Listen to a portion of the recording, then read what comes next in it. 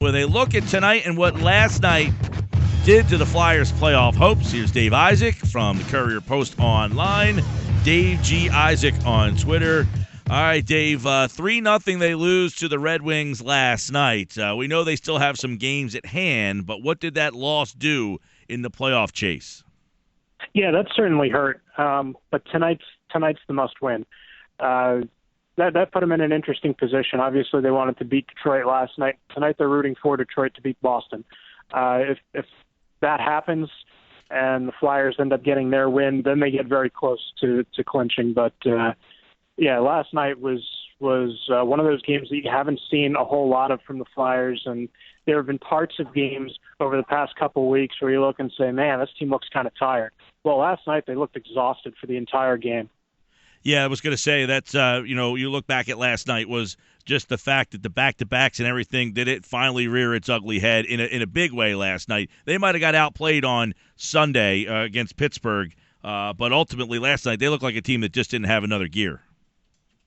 Yeah, absolutely, and usually you see that in the second half of back-to-backs, not the first. So that was an interesting time for that to happen because that was the last time that the Flyers will have. I mean, there's only 3 games left, so it seems silly to say, but the only time that they will have consecutive days off before games. So it's now after tonight, it's going to be 2 games in 3 days or whatever it is, 3 games in 4 days rather, to finish out the season. So if last night was them sleeping, they better wake up tonight.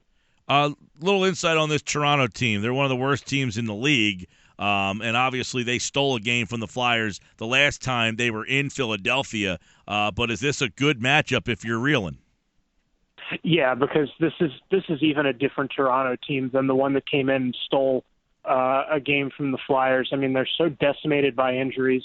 And even their best remaining player, Nazem Kadri, is suspended for the rest of the year. So this is mostly an AHL roster. They got thumped last night by the Columbus Blue Jackets. The Flyers obviously can't look past this game tonight, and I don't know that they will, but this is one that they absolutely have to have. This is the must-win.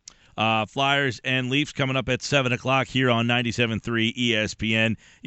The playoff situation here, if they win tonight, what has to happen in the final 2 games? I mean, they have a couple of games, 2 games on Boston or just 1 right now? I believe it's 1. 1 on Boston. They have 3 games left. Boston has 2 games left. Boston also plays tonight. So there will be a lot of scoreboard watching tonight in the corner of Wells Fargo Center where they have the out-of-town scoreboard. I'm sure a lot of the players will be looking in that direction tonight.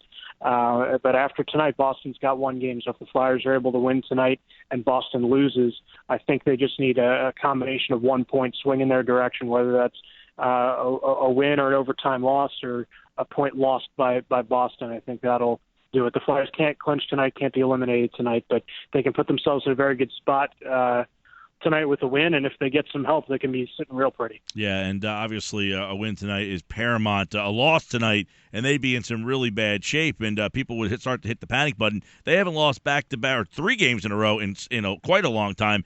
Anticipating Mason again, correct? There's no way he doesn't play tonight. Yeah, again, unless he loses a limb, he's staying in. It's his net. Anthony Stolarz was sent back, so I don't know if it'll be Ray Emery backing up or I'm trying to find out the situation with this college guy that they signed, Alex Lyon. He is listed on their roster. But I would think that it would be Ray Emery backing him up tonight, and I would be even more reluctant to let him in a game than I would Anthony Stolarz, to be honest with you. So, yeah, it'll be Steve Mason's net. Yeah, Mason, 23 of 25. I didn't think he played bad. He didn't look like he was out of gas. The rest of the team, though, they looked like they were out of gas. Mason still looked good. Howard just played outstanding last night. Yeah, and Howard was tested a little bit more in terms of quantity of shots, but not quality of shots. Mason came up huge for the Flyers. Obviously, he lets in the 1 goal on a breakaway, but stops another breakaway, and then there's a point-blank rebound chance right after it. He saved that one. So he was absolutely the Flyers' best player. There's no question about it. He was the only one that was that deserved to take the plane home instead of walking. Dave Isaac, everybody, at Dave G. Isaac on Twitter. A look at tonight's game between the Flyers and the Leafs, a must-win for Philadelphia, and then they'll play on Saturday and close out the season on Sunday against the Islanders. Thanks, Dave. Thanks for having me.